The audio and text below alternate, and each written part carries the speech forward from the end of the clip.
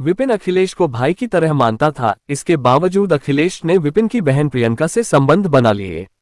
विपिन से यार की यह गद्दारी बर्दाश्त नहीं हुई। और नमस्कार दोस्तों, मैं रजत शर्मा आपका ट्रू क्राइम स्टोरी पर स्वागत करता हूं और उम्मीद करता हूं कि आप सब लोग स्वस्थ होंगे, सुरक्षित होंगे। दोस्तों, क्राइम की सच्ची कहानी शुरू करें उससे पहले अगर आप अपने इस चैनल पर नए हैं या अभी तक अपने चैनल को सब्सक्राइब नहीं किया है तो मेरी रिक्वेस्ट है कि आप सबसे पहले चैनल को सब्सक्राइब कर लीजिए और बेल आइकन प्रेस कर दीजिए आगे आने वाली वीडियो की नोटिफिकेशन के लिए। साथ ही साथ दोस्तों, कहानी में लास्ट तक बन रहे और कहानी के बारे में आपकी जो भी राय है वह भी कमेंट करके जरूर बताएं। दोस्तों, मेरा ये चैनल अभी नया है इसलिए मुझे आपके सहयोग की बहुत ज्यादा जरूरत है, इसलिए अपना सहयोग बनाए रखें। तो चलिए दोस्तों, अब हम आज की कहानी शुरू करते हैं। विपिन अखिलेश को भाई की तरह मानता था। इसके बावजूद अखिलेश ने विपिन की बहन प्रियंका से संबंध बना लिए। विपिन से यार की यह गद्दारी बर्दाश्त नहीं हुई और निश्चित जगह पर पहुंचकर अखिलेश उर्फ चंचल को प्रियंका दिखाई नहीं दी तो वह बेचैन हो उठा। उस बेचैनी में वह इधर उधर टहलने लगा। काफी देर हो गई और प्रियंका नहीं आई तो वह निराश होने लगा। वह घर जाने के बारे में सोच रहा था कि प्रियंका उसे आती दिखाई दे गई। उसे देखकर उसका चेहरा खुशी से खिल उठा। प्रियंका के पास आते ही वह नाराजगी से बोला, इतनी देर क्यों कर दी प्रियंका? मैं कब से तुम्हारा इंतजार कर रहा हूँ। अच्छा हुआ तुम आ गई, वरना मैं तो निराश होकर घर जाने वाला था। जब प्यार किया है तो इंतजार करना ही पड़ेगा। मैं तुम्हारी तरह नहीं हूं कि जब मन हुआ आ गई। लड़कियों को घर से बाहर निकलने के लिए 50 बहाने बनाने पड़ते हैं। प्रियंका ने तुनक कर कहा, कोई बात नहीं, तुम्हारे लिए तो मैं कई कई दिनों तक इंतजार करते हुए बैठा रह सकता हूँ, क्योंकि मैं दिल के हाथों मजबूर हूँ। अखिलेश ने कहा, प्रियंका, मैं चाहता हूं कि तुम आज कॉलेज की छुट्टी करो। चलो हम सिनेमा देखने चलते हैं। प्रियंका तैयार हो गई तो अखिलेश पहले उसे एक रेस्टोरेंट में ले गया। नाश्ता करने के बाद दोनों सिनेमा देखने चले गए। सिनेमा देखते हुए अखिलेश छेड़छाड़ करने लगा तो प्रियंका ने कहा, दिनों दिन तुम्हारी शरारतें बढ़ती ही जा रही हैं। शादी हो जाने दो, तब देखती हूं तुम कितनी शरारत करते हो। शादी नहीं हुई तब तो इस तरह धमका रही हो, शादी के बाद न जाने क्या करोगी। अब तो मैं तुमसे शादी नहीं कर सकता। अखिलेश ने कान पकड़ते हुए कहा, अब मुझसे पीछा छुड़ाना आसान नहीं है। शादी तो मैं तुम्ही से करूंगी। प्रियंका ने कहा, फिर तो मुझे यही गाना पड़ेगा कि शादी करके फंस गया यार। अखिलेश ने कहा तो प्रियंका हंसने लगी। प्रियंका उत्तर प्रदेश के जिला शाहजहांपुर के थाना सदर बाजार के मोहल्ला बारूजई प्रथम के रहने वाले चंद्रप्रकाश सक्सेना की बेटी थी। वह CF में दर्जी थे। उनके परिवार में प्रियंका के अलावा पत्नी सुखदेवी, 2 बेटे संतोष, विपिन तथा एक अन्य बेटी कीर्ति थी। बड़े बेटे संतेश की शादी हो चुकी थी। वह अपनी पत्नी प्रीति के साथ दिल्ली में रहता था। कीर्ति की भी शादी शाहजहांपुर के ही मोहल्ला तारोवाला बाग के रहने वाले राजीव से हुई थी। वह अपनी ससुराल में आराम से रह रही थी। ग्रेजुएशन करके विपिन ने मोबाइल एक्सेसरीज की दुकान खोल ली थी, जबकि प्रियंका अभी पढ़ रही थी। प्रियंका घर में सबसे छोटी थी, इसलिए पूरे घर की लाडली थी। विपिन तो उसे जान से चाहता था। प्रियंका बहुत सुंदर तो नहीं थी, लेकिन इतना खराब भी नहीं थी कि कोई उसे देखकर मुंह मोड़ ले। फिर जवानी में तो वैसे भी हर लड़की सुंदर लगने लगती है, इसलिए जवान होने पर साधारण रूपवर्ग वाली प्रियंका को भी आते जाते उसके हमउम्र लड़के चाहत भरी नजरों से ताकने लगे थे। उन्हीं में एक था उसी के भाई के साथ मोबाइल एक्सेसरीज का धंधा करने वाला अखिलेश यादव उर्फ चंचल। अखिलेश उर्फ चंचल शाहजहांपुर के ही मोहल्ला लालातेली बजरिया के रहने वाले भगवानदीन यादव का बेटा था। भगवानदीन के परिवार में पत्नी सुशीला देवी के अतिरिक्त 3 बेटे मुनीश्वर उर्फ रवि, अखिलेश उर्फ चंचल, नीलू और 2 बेटियां नीलम और कल्पना थीं। अखिलेश उसका दूसरे नंबर का बेटा था। भगवानदीन यादव कभी जिले का काफी चर्चित बदमाश था। उसकी और उसके साथी रामकुमार की शहर में तूती बोलती थी। रामकुमार की हत्या कर दी गई तो अकेला पड़ जाने की वजह से भगवानदीन ने बदमाशी से तौबा कर लिया और अपने परिवार के साथ शांति से रहने लगा। लेकिन सन 2002 में उसके सबसे छोटे बेटे नीलू की बीमारी से मौत हुई तो वह इस सदमे को बर्दाश्त नहीं कर सका और कुछ दिनों बाद उसकी भी हार्ट अटैक से मौत हो गई। बड़ी बेटी नीलम का विवाह हो चुका था। पिता की मौत के बाद घर परिवार की जिम्मेदारी बड़े बेटे रवि ने संभाल ली थी। वह ठेकेदारी करने लगा था। हाई स्कूल पास करके अखिलेश ने भी पढ़ाई छोड़ दी और मोबाइल एक्सेसरीज का धंधा कर लिया। एक ही व्यवसाय से जुड़े होने की वजह से कभी विपिन और अखिलेश की बाजार में मुलाकात हुई तो दोनों में दोस्ती हो गई थी। दोस्ती होने के बाद कभी अखिलेश विपिन के घर आया तो उसकी बहन प्रियंका को देखकर उस पर उसका दिल आ गया। फिर तो वह प्रियंका को देखने के चक्कर में अक्सर उसके घर आने लगा।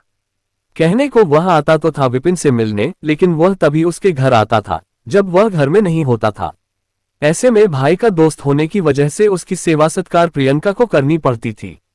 उसी बीच वह प्रियंका के नजदीक आने की कोशिश करता। उसके लगातार आने की वजह से विपिन से उसकी दोस्ती गहरी हो ही गई, प्रियंका से भी उसकी नजदीकी बढ़ गई। इसके बाद विपिन और अखिलेश ने मिलकर मोबाइल हैंडसेट बनाने वाली एक नामी कंपनी की एजेंसी ले ली तो उनका कारोबार भी बढ़ गया और याराना भी। इससे उनका एक दूसरे के घर आना जान ही नहीं हो गया, बल्कि अब साथ साथ खाना पीना भी होने लगा था। अब अखिलेश को प्रियंका के साथ समय बिताने का समय ज्यादा से ज्यादा मिलने लगा था। उसने इसका फायदा उठाया। उसे अपने आकर्षण में ही नहीं बांध लिया, बल्कि उससे शारीरिक संबंध भी बना लिए। वह विपिन की अनुपस्थिति का पूरा फायदा उठाने लगा। विपिन के चले जाने के बाद केवल माँ ही घर पर रहती थी। वह घर के कामों में व्यस्त रहती थी। फिर उससे बेटी पर ही नहीं, बेटे के दोस्त पर भी विश्वास था, इसलिए उसने कभी ध्यान ही नहीं दिया कि वे दोनों क्या कर रहे हैं। प्रियंका अपने भाई और परिवार को धोखा दे रही थी तो अखिलेश अपने दोस्त के साथ विश्वासघात कर रहा था। वह भी ऐसा दोस्त जो उस पर आंख मूंद कर विश्वास करता था, उसे भाई से बढ़कर मानता था। प्रियंका और अखिलेश क्या कर रहे हैं किसी को कानो कान खबर नहीं थी, जबकि जो कुछ भी हो रहा था वह सब घर में ही सबकी नाक के नीचे हो रहा था। संतोष की पत्नी प्रीति को बच्चा होने वाला था, इसलिए संतोष ने प्रीति को शाहजहांपुर भेज दिया। डिलीवरी की तारीख नजदीक आ गई तो उसे जिला अस्पताल में भर्ती करा दिया गया। प्रीति के अस्पताल में भर्ती होने की वजह से विपिन और उसकी मां का ज्यादा समय अस्पताल में बीतता था। छुट्टी न मिल पाने की वजह से संतोष नहीं आ सका था। उस स्थिति में प्रियंका को घर में अकेली रहना पड़ रहा था। विपिन को अखिलेश पर पूरा विश्वास था, इसलिए प्रियंका और घर की जिम्मेदारी उसने उस पर सौंप दी थी। अखिलेश और प्रियंका को इससे मानो मुमांगी मुराद मिल गई थी। जब तक प्रीति अस्पताल में रही दोनों दिन रात एक ही बाहों में डूबे रहे। 26 फरवरी 2014 को प्रीति को जिला अस्पताल में बेटा पैदा हुआ था। खुशी के इस मौके पर अखिलेश ने 315 बोर के 2 तमंचे और 10 कारतूस लाकर विपिन को दिए थे। भतीजा पैदा होने पर दोनों ने उन तमंचों से एक एक फायर भी किए थे। बाकी 8 कारतूस और दोनों तमंचे अखिलेश ने विपिन से यह कहकर उसके घर रखवा दिए थे कि भतीजे के नामकरण संस्कार पर काम आएंगे। विपिन ने दोनों तमंचे और कारतूस अपने कमरे में बेड पर गद्दे के नीचे छिपा कर रख दिए थे। विपिन पुलिस में भर्ती होना चाहता था, इसलिए रोजाना सुबह 5 बजे उठकर जिम जाता था। वहां से वह 9 बजे के आसपास लौटता था। कभी भी उसे देर भी हो जाती थी।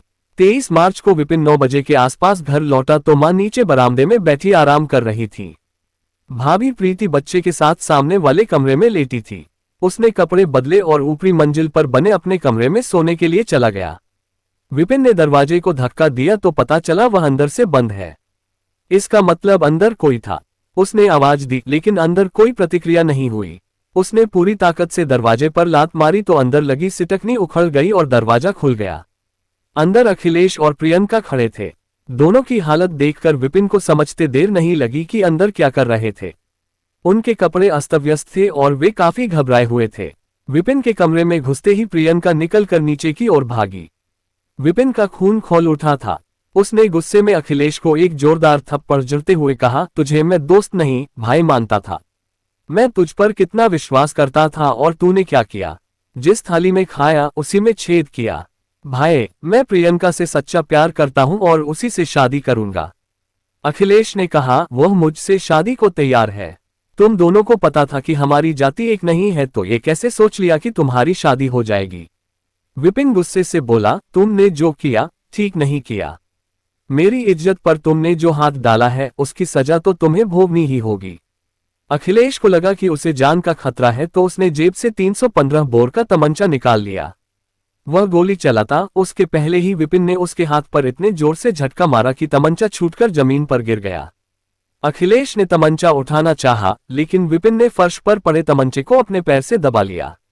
अखिलेश कुछ कर पाता। विपिन ने बेड पर गद्दे के नीचे रखे दोनों तमंचे और 8 कारतूस निकालकर उसमें से एक तमंचा जेब में डाल लिया और दूसरे में गोली भरकर अखिलेश पर चला दिया। गोली अखिलेश के सीने में लगी। वह जमीन पर गिर गया तो विपिन ने एक गोली उसके बाएं हाथ और एक पेट में मारी। 3 गोलियां लगने से अखिलेश की तुरंत मौत हो गई। अखिलेश का खेल खत्म कर विपिन नीचे आ गया। प्रियंका बरामदे में दुबकी खड़ी थी।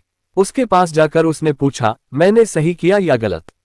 प्रियंका ने जैसे ही कहा, गलत किया, विपिन ने उसकी कनपटी पर तमंचे की नाल रखकर ट्रिगर दबा दिया। प्रियंका कटे पेड़ की तरह फर्श पर गिर पड़ी। इसके बाद उसने एक गोली और चलाई जो प्रियंका के सीने में बाईं ओर लगी। प्रियंका की भी मौत हो गई। प्रियंका को खून से लथपथ देखकर उसकी मां और भाभी बेहोश हो गईं। अखिलेश और प्रियंका की हत्या कर विपिन घर से बाहर निकला तो सामने पड़ोसी सचिन पड़ गया। सचिन से उसकी पुरानी खुन्नस थी। उसने उसकी ओर तमंचा तान दिया। विपिन का इरादा भांप कर सचिन अपने घर के अंदर भागा। विपिन भी पीछे पीछे उसके घर में घुस गया। सचिन कहीं छिपता, विपिन ने उस पर भी गोली चला दी। गोली उसकी कमर में लगी जिससे वह भी फर्श पर गिर पड़ा। सचिन के घर से निकलकर विपिन अपने एक अन्य दुश्मन सतीश के घर में घुसकर 2 गोलियां चलाईं।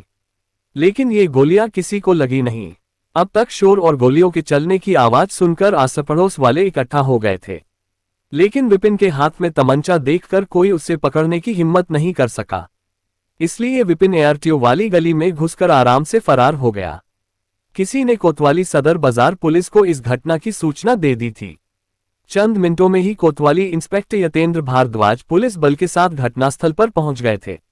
इसके बाद उनकी सूचना पर पुलिस अधीक्षक राकेश चंद्र साहू, अपर पुलिस अधीक्षक नगर A.P. सिंह, फोरेंसिक टीम और डॉग स्क्वाड की टीम भी वहां आ गई थी। पुलिस तो आ गई, लेकिन अपनी नौकरी पर गए चंद्रप्रकाश को किसी ने इस बात की सूचना नहीं दी। काफी देर बाद सूचना पाकर वह घर आए तो बेटी की लाश देखकर बेहोश हो गए। एक और बेटी की लाश पड़ी थी तो दूसरी ओर उसकी और उसके प्रेमी की हत्या के आरोप में बेटा फरार था। सचिन की हालत गंभीर थी, इसलिए पुलिस ने उसे तुरंत सरकारी अस्पताल भिजवाया। उसकी हालत को देखते हुए सरकारी अस्पताल के डॉक्टरों ने उसे कनौजिया ट्रॉमा सेंटर ले जाने को कहा, लेकिन वहां भी उसकी हालत में कोई सुधार नहीं हुआ। तब उसे वसीम अस्पताल ले जाया गया। वसीम ने उसका ऑपरेशन करके फेफड़े के पार झिल्ली में फंसी गोली निकाली। इसके बाद उसकी हालत में कुछ सुधार हुआ। फोरेंसिक टीम ने घटनास्थल से साक्ष्य उठा लिए। डॉग स्क्वाड टीम ने खोजी कुतिया लूसी को छोड़ा। वह विपिन के घर से निकलकर सतीश के घर तक गई, जहां विपिन ने 2 गोलियां चलाई थीं। घटनास्थल के निरीक्षण के बाद पुलिस अधिकारियों को समझते देर नहीं लगी कि मामला अवैध संबंधों में हत्या का यानी ऑनर किलिंग का है। पुलिस ने घटनास्थल की सारी कार्रवाई निपटाकर दोनों लाशों को पोस्टमार्टम के लिए सरकारी अस्पताल भिजवा दिया। इसके बाद थाने आकर इंस्पेक्टर यतेंद्र भारद्वाज ने अखिलेश के बड़े भाई मुनीश्वर यादव की ओर से विपिन सक्सेना के खिलाफ अखिलेश और प्रियंका की हत्या का मुकदमा दर्ज कर लिया। इसके बाद विपिन की तलाश शुरू हुई। 26 मार्च की सुबह पुलिस ने मुखबिर की सूचना पर विपिन को पुवाया रोड पर चिनौर से पहले हाइड्रल पुलिया के पास से गिरफ्तार कर लिया। उस समय वह अपने चचेरे भाइयों सुशील और लल्ला के पास चिनौर जा रहा था। कोतवाली लकर उससे पूछताछ की गई तो उसने बिना किसी हिलाहवाली के अपना जुर्म कबूल कर लिया। पूछताछ में विपिन ने पुलिस को बताया कि जिस यार को मैं भाई की तरह मानता था, उसने मेरी इज्जत पर हाथ डाला तो मुझे इतना गुस्सा आया कि मैंने उसका खून कर दिया। घटना को अंजाम देने के बाद वह एआरटीओ वाली गली के पास से निकल रहे नाले में अखिलेश से छीना तमंचा और अपनी खून से सनी टी-शर्ट निकाल कर फेंक दी थी। खाली बनियान और जीन्स पहने हुए वह एआरटीओ गली से रोडवेड बस स्टैंड पहुंचा। यहां से उसने निगोही जाने के लिए 100 रुपये में एक ऑटो किया। निगोही जाते समय रास्ते में उसने दूसरा तमंचा फेंक दिया। निगोही से वह प्राइवेट बस से बरेली पहुंचा। बरेली में उसने नई टी-शर्ट खरीद कर पहनी। पूरे दिन वह इधर उधर घूमता रहा। रात को उसने बरेली रेलवे स्टेशन से दिल्ली जाने के लिए ट्रेन पकड़ ली। दिल्ली में विपिन बड़े भाई संतोष के यहाँ गया। उसे उसने पूरी बात बताई। संतोष को पता चल गया कि प्रियंका मर चुकी है, फिर भी वह उसके अंतिम संस्कार में शाहजहांपुर नहीं गया। संतोष को जब पता चला कि पुलिस विपिन की गिरफ्तारी के लिए घर वालों तथा रिश्तेदारों को परेशान कर रही है तो उसने उसे घर भेज दिया। 26 मार्च को विपिन अपने चचेरे भाइयों के पास चिनौर जा रहा था, तभी पुलिस ने मुखबिरों से मिली सूचना पर गिरफ्तार कर लिया था। उस समय भी उसके पास एक तमंचा था। पूछताछ में विपिन ने बताया था कि उसके पास कारतूस नहीं बचे थे। अगर कारतूस बचा होता तो वह खुद को भी गोली मार लेता। कानूनी औपचारिकताएं पूरी करके पुलिस ने विपिन को सीजेएम की अदालत में पेश किया, जहां से उसे जेल भेज दिया गया। तो दोस्तों, ये थी आज की कहानी। उम्मीद है कहानी में ऐसा कुछ भी नहीं होगा जो आपको अटपटा लगा हो। कहानी को लास्ट तक सुनने के लिए आपका तहे दिल से शुक्रिया। कहानी के बारे में आपकी जो भी राय है वह कमेंट करके जरूर बताएं। तो चलिए दोस्तों, आज के लिए इतना ही। कल फिर मिलते हैं क्राइम की एक सच्ची कहानी के साथ। तब तक के लिए सेफ रहें, सुरक्षित रहें और अपना ध्यान रखें। जय हिंद दोस्तों, जय भारत।